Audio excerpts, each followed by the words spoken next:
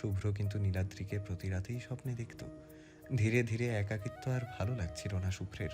সে চাইতো নীলাদ্রি তার সাথে সারাক্ষণ সময় কাটাক। নীলাদ্রিকে আরও বেশিক্ষণ স্বপ্নে দেখার জন্য আফিমের মাত্রা বাড়িয়ে দিল। এবার সে দিনেও ঘুমানোর চেষ্টা করলো, কিন্তু নীলাদ্রি বড় দুষ্ট। রাতেই তার দেখা পাওয়া যায়।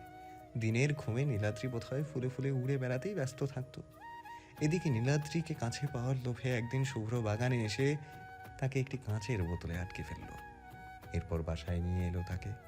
এবার সারাদিন সে কাচের বোতলটির দিকে তাকিয়ে থাকে আর কবিতা লেখে। আবার রাতে নীলাদ্রির দিকে তাকিয়েই আফিম খায়, গল্পও করে। দিন রাত শুধু নীলাদ্রির সাথে কথা বলে শুভ্র।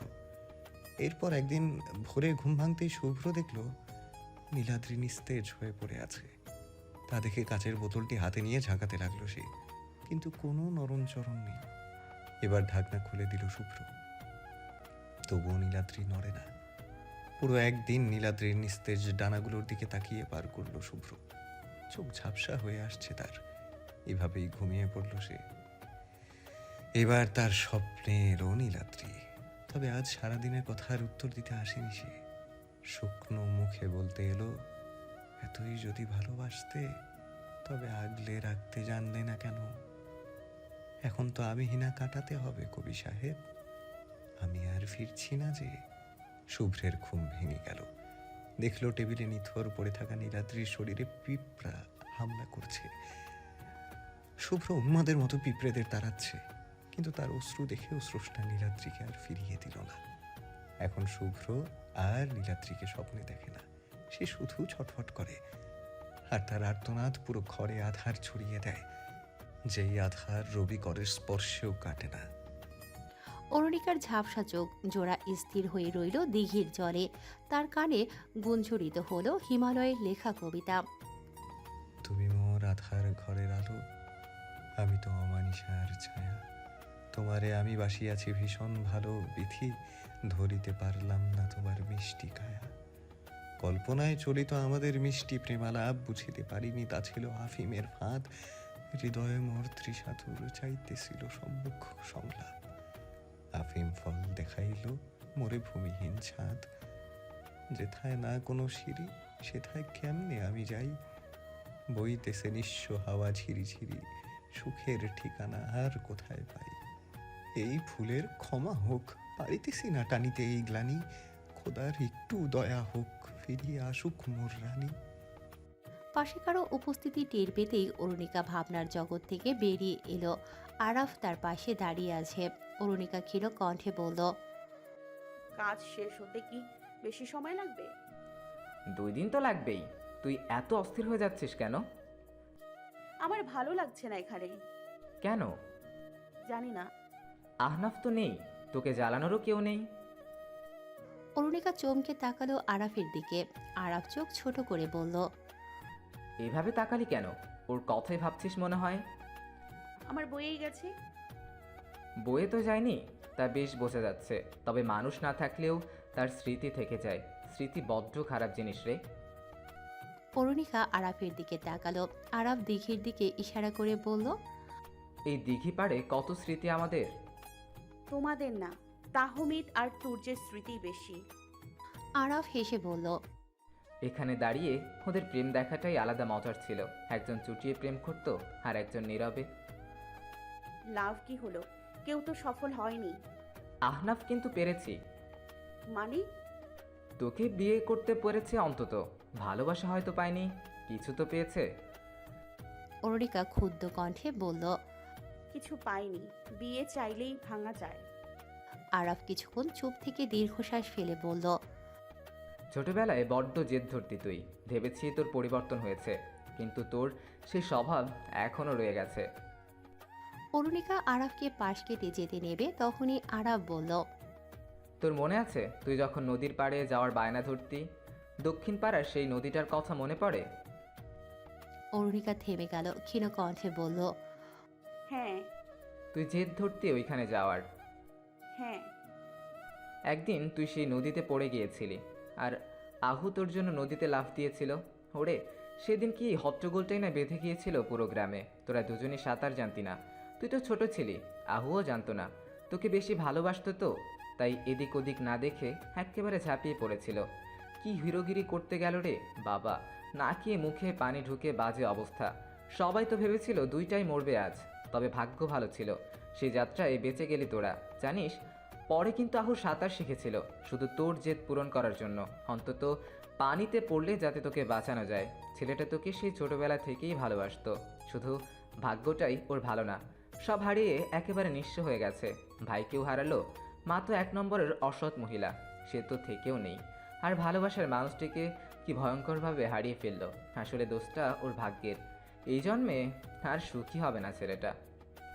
অরুণিকা আর দাঁড়ালো না, দ্রুত পায়ে হেঁটে চলে গেল। আরাফ অরুণিকার যাওয়ার দিকে তাকিয়ে মৃদু হাসল। এদিকে অরুণিকা কয়েক পা এগোতেই হোঁচট খেয়ে মাটিতে বসে পড়ল। হঠাৎ তার সামনে দৌড়ে এলো এক 15 বছরের কিশোর। কোমরে হাত রেখে শাসনের সুরে সে বলছে, কিরে, কানা নাকি তুই? খালি আছাড় খাস? হাত ধর আমার। অরুণিকা হাত এগিয়ে দিল, কিন্তু স্পর্শ করতে পারল না সেই কিশোরের হাত, বরং সেই হাত শক্ত করে ধরল একটি 10 বছরের বালিকা। মেয়েটিকে পরম যত্নের সাথে টেনে তুলে হাঁটু ছেড়ে দিল সেই কিশোর। এরপর চুল ঠিক করে দিল। মেয়েটি বলল, আহনাফ, মা জানলে আমাকে বকা দেবে। ওই, আহনাফ কি? আহনাফ বল, নামটাও নিতে জানিস না আমার? আগে বলো মাকে বলবে না। বলবো না, কিন্তু এক শর্ত। বলো কি শর্ত? তোকে চাচ্চু যেই চকোলেট কিনে দেয় ওখান থেকে অর্ধেক আমাকে দিবি, আর ঈদের যা সালামি পাবি সব আমাকে জমা দিতে হবে। মেয়েটি মাথা নাড়ল। কিশোর ছেলেটি সেই মেয়েটিকে এবার কাঁধে তুলে নিল। এরপর হেঁটে যেতে লাগলো তাদের গন্তব্যে। চোখের পলকেই তারা হারিয়ে গেল, আর অরুণিকা এক দৃষ্টিতে শূন্য পথের দিকে তাকিয়ে রইল। রিদি, আজ আপনাকে গল্প শোনাবো না। আজ আমার মনটা ভীষণ ভারী। ভাবছেন আমি ভবিষ্যৎ কিভাবে বলতে পারি? জানি না। আজ বইয়ের পাতায় আপনার জন্য চমৎকার একটি কবিতা লিখেছি, পড়ে দেখুন। চাইলে নিজেকে সেই রঙে রাঙাতেও পারেন। অরুণিকা বইয়ের পাতা উল্টালো। সেখানে কালো কালিতে স্পষ্ট হয়ে আছে হিমালয়ের সনেট 11।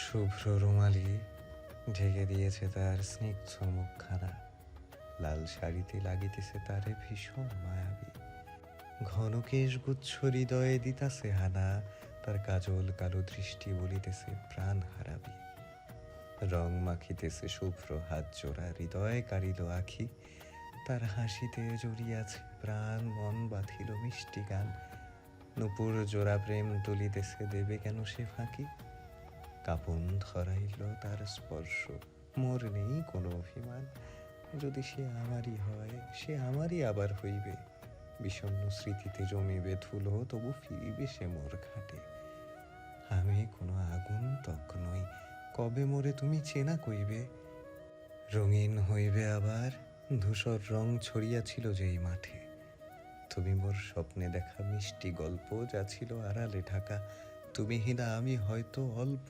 ভেতরটা মোর পুরোটাই ফাঁকা। অরুণিকা বইটি বন্ধ করে ড্রয়ারে তুলে রাখলো। বাড়ি থেকে ফিরেছে আজ 3 দিন হলো, অথচ মনটা সেই গ্রামেই আটকে আছে। কেন তার উত্তর নেই। হঠাৎ দরজা খোলার শব্দে তার ঘোর কাটলো। পেছন ফিরে রুহানিকে দেখে বলল, কিছু বলবি? রুহানি অরুণিকার হাত ধরে বলল, আজ কি কারো জন্মদিন? অরুণিকা ভ্রু কুঁচকে কিছু একটা ভেবে বলল, হ্যাঁ, আজ তো আরাফের জন্মদিন।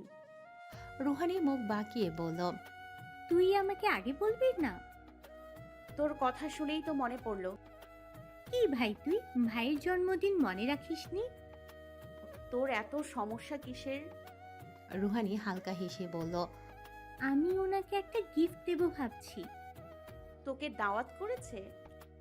হ্যাঁ, তুর্য ভাইয়া বললেন তোকে নিয়ে যেতে। আজ নাকি দাওয়াত, একজন স্পেশাল রাঁধুনি এসে রান্না করেছেন। কি? আমি জানি না, আমাকে সিঁড়িতে দেখেছিল আর বলল আজ বাসের জন্মদিন উপলক্ষে দাওয়াত তোকে আর আমাকে। আর তোর মনে হচ্ছে আমি দাওয়াত নিব? হ্যাঁ, কেন নিবি না? তুই যা ভাই। প্লিজ আমার জন্য চল। তুই এত আগ্রহী কেন? উনি আমাকে দুবার ওই মাস্তান মার্কা পোলাগুলো থেকে বাঁচিয়েছে। অরুণিকা হেসে বলল। এজন্য খেতে যাবি? রুহানি অরুণিকার হাতে হালকা চাপড় মেরে বলল, গিফট নিয়ে যাব। তোর কাছে টাকা আছে? জমানো টাকা। অরুণিকা ভ্রু কুঁচকে বলল, ও মাই গড, এত ইম্পর্টেন্স দিচ্ছিস? প্লিজ চল না। অরুণিকা না সূচক মাথা নাড়তেই রুহানি পা দাপিয়ে বলল। প্লিজ অরু, চল না। শেষমেশ রুহানির জোড়াজুটিতে রাজি হলো অরুণিকা। কলিং বেলে চাপ দিতেই দরজা খুলে দিল একটা সাদা শাড়ি পরা রমণী। রুহানি মেয়েটির দিকে তাকিয়ে ভ্রু কুঁচকে বলল। আপনি? অরুণিকা বিস্ময় নিয়ে মেয়েটির দিকে তাকিয়ে আছে। মেয়েটি অরুণিকাকে দেখে একগাল হেসে বলল। টুইঙ্কল। অরুণিকা গালে হাত দিয়ে বলল। উপমা আপু? অরুণিকা জড়িয়ে ধরল উপমাকে। রুহানি অবাক দৃষ্টিতে দুজনের আলিঙ্গন দেখছে। ভেতরে দাঁড়িয়ে থাকা তুর্য ভ্রু কুঁচকে অরুণিকার দিকে তাকিয়ে আছে। অরুণিকা উপমাকে ছেড়ে তুর্যের কাছে এসে বলল। আমি বিশ্বাসই করতে পারছি না তুমি ভালো হয়ে গেছো। তুর্য চোখ মুখ কুঁচকে বলল। আমি কি খারাপ ছিলাম? তা না, কিন্তু উপমা আপুকে বাসায় নিয়ে এসেছো তুমি। আমি অনেক হ্যাপি তোমাদের জন্য। ফাইনালি তোমার উন্নতি হয়েছে। তুর্য শব্দ করে হেসে উঠল। তুর্যের হাসি দেখে উপমা মাথা নিচু করে নিল। অরুণিকা ভ্রু কুঁচকে বলল। এভাবে হাসছো কেন? তুর্য রুহানির দিকে হাত নাড়িয়ে বলল। High Rouhani. রুহানি মাথা নেড়ে বলল। হাই। তুর্য বলল। তোমাকে বলেছিলাম না আমার বন্ধুর জন্মদিনে দাওয়াতের আয়োজন একজন স্পেশাল রাঁধুনি করেছে? তুর্য উপমাকে দেখিয়ে বলল। এই হচ্ছে সেই মেয়ে। অরুণিকা ভ্রু কুঁচকে তুর্যের দিকে তাকিয়ে রইল। তুর্য বলল। এ হচ্ছে উপমা, আমাদের গ্রামের বাড়ির পাশেই থাকে। এখন থেকে দুবেলা রান্না করে দেবে আর আমার কাপড় চোপড় পরিষ্কার করবে। রুহানি গালে হাত দিয়ে বলল। এত স্মার্ট বুয়া। অরুণিকা রুহানির দিকে রাগী দৃষ্টিতে তাকিয়ে বলল। রুহ, আমি উপমা আপু। উনি? তুর্য অরুণিকাকে থামিয়ে দিয়ে বলল। উপমা আমাদের পাশের গ্রামেই থাকে। ওর বাবা একজন চাষি, ওর মা এখানে গার্মেন্টসে কাজ করে, আর ও অন্যের বাড়িতে বুয়ার কাজ করে। একটু স্মার্ট, কারণ পড়াশোনা করেছে। অরুণিকা বলল। আমি ভেবেছি তুমি চেঞ্জ হয়ে গেছো। তাহমিদ তাদের কথা থামিয়ে দিয়ে বলল।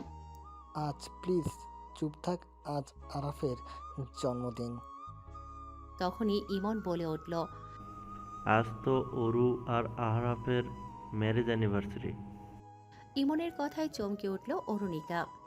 খোলা বারান্দায় দাঁড়িয়ে আছে রুহানি। হঠাৎ পিছু ফিরতেই কারো বুকের সাথে ধাক্কা খেয়ে থমকে গেল সে। মুহূর্তেই একজোড়া হাত তার বাহু স্পর্শ করল।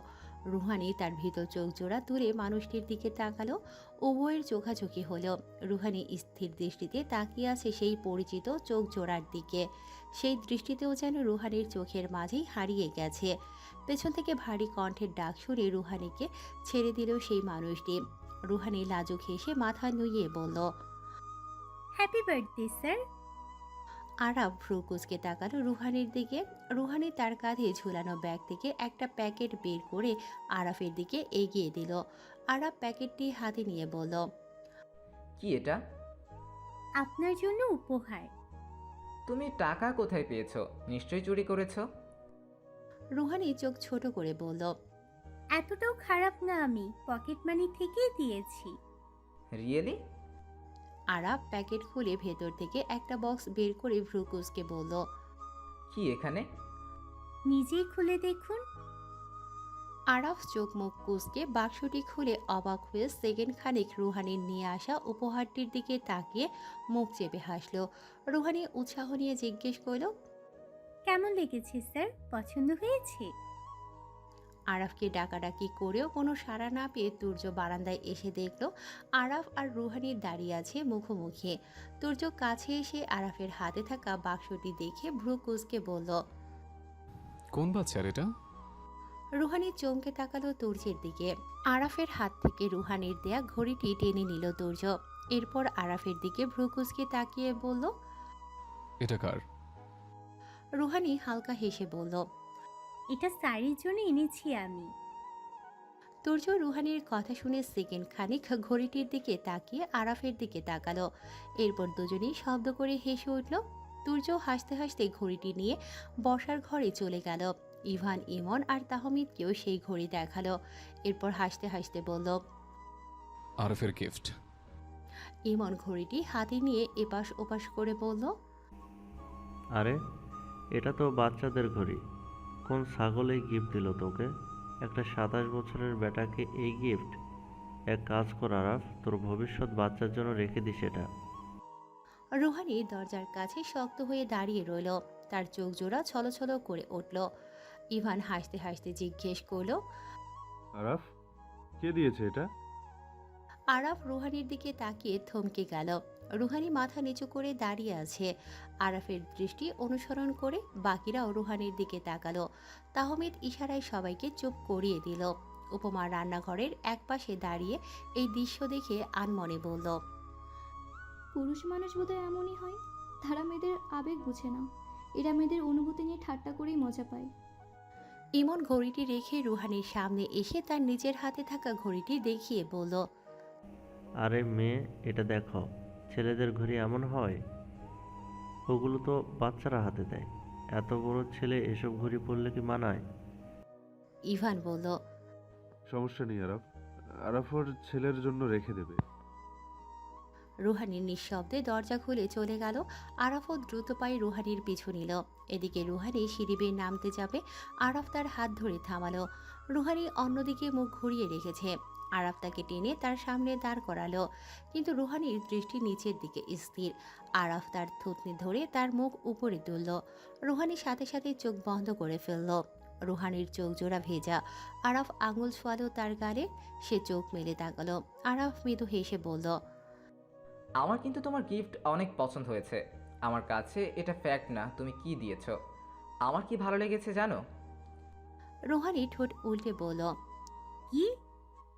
এই যে নাস্তার হিসেব রাখা মেয়েটি আমার জন্য তার পকেট মানির টাকা দিয়ে গিফট কিনেছে। It's very process dear student. Rouhani আরাফের কথায় লাজুক হাসল। আরাফ তাকে ছেড়ে কিছুটা দূরত্ব রেখে দাঁড়িয়ে বলল, চলো, কেক কাটবে না? রুহানি একগাল হেসে উৎসাহ নিয়ে বলল। হ্যাঁ। আরাফ ভেতরে যাওয়ার জন্য ইশারা করতেই রুহানি বাসায় ঢুকলো। আরাফ তার যাওয়ার পানে এক দৃষ্টিতে তাকিয়ে আনমনেই হাসতে লাগলো। বন্ধ দরজা খুলে ভেতরে পা রাখলো অরুণিকা। অন্ধকার রুম, দরজা জানালা বন্ধ। অরুণিকা অনেকক্ষণ হলো বন্ধ রুমটিতে ঢুকেছে।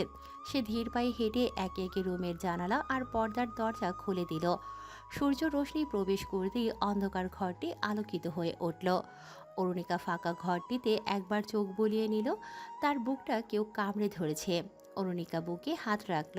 তার চোখ জোড়া ছলছল করে উঠল। ধীর পায়ে হেঁটে সে পরিপাটি ফাঁকা বিছানায় এসে বসল। হঠাৎ পেছন থেকে কেউ ফিসফিসিয়ে বলল, আমার হাতটা ধরবি অরু? আচ্ছা থাক, ধরতে হবে না হাত। আমার সামনে বসে থাকবি প্লিজ। আমি তোকে ছোঁবো না, শুধু দেখবো। অরুণিকার চোখ বেয়ে জল গড়িয়ে পড়ল। খালি বিছানায় হাত বুলিয়ে উঠে দাঁড়ালো সে। চোখ মুছে সামনে থাকা টেবিলটির কাছে এসে দাঁড়ালো। ভাজে ভাজে ইংরেজি উপন্যাসের বই। অরুণিকা বইগুলো আলতো স্পর্শ করলো। হঠাৎ টেবিলে রাখা একটি ডায়েরিতে চোখ আটকালো তার। চেয়ার টেনে বসল সে। ডায়েরিটিও হাতে নিল। এই ডায়েরি সে আহনাফের হাতে অনেকবার দেখেছিল। ক্যাম্পাসে নিয়ে যেত সে। এখানেই হয়তো আহনাফ তার প্রতিদিনের শিডিউল লিখে রাখত। ডায়েরির পাতা উল্টালো অরুণিকা। কয়েক পাতা উল্টাতেই থমকে গেল একটি পাতায় এসে। চোখজোড়া কিঞ্চিত কুঁচকে গেল তার।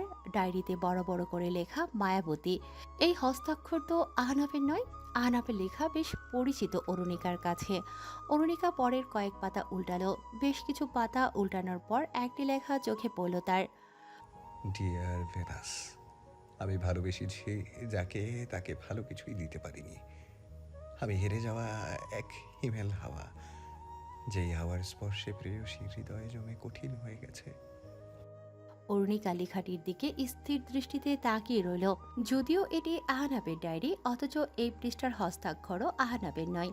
এমনকি আগের পাতায় দেখে আসা মায়াবতী লেখাটির সাথেও মিলছে না এই লেখা। আহনাফের ডায়েরিটা কি অন্য কেউ ব্যবহার করে? হঠাৎ রুমের দরজা খুলে গেল। অরুণিকা উঠে দাঁড়াতেই তুর্য রুমে ঢুকল। অরুণিকা ক্ষীণ হেসে বলল, আহনাফের বই দেখছিলাম। তুর্য পুরো রুমে চোখ বুলিয়ে নিয়ে বলল, আহু যাওয়ার পর থেকে রুমটা বন্ধ করে রেখেছে। ও পছন্দ করে না কেউ রুমে ঢুকুক। অরুণিকা ব্যস্ত কণ্ঠে বলল, সরি, আমি জানতাম না। তুমি এসেছো জানলে অনেক খুশি হবে। তোমার স্পর্শ এই ঘরে পড়েছে। শুনলে ওর চেয়ে বেশি খুশি কেউ হবে না। থাক, এসব বাদ দাও, চলো, আরব ডাকছে। অরুণিকা কৌতূহলী মনে প্রশ্ন করল। এই ডায়েরিটা কার? তুর্য অরুণিকা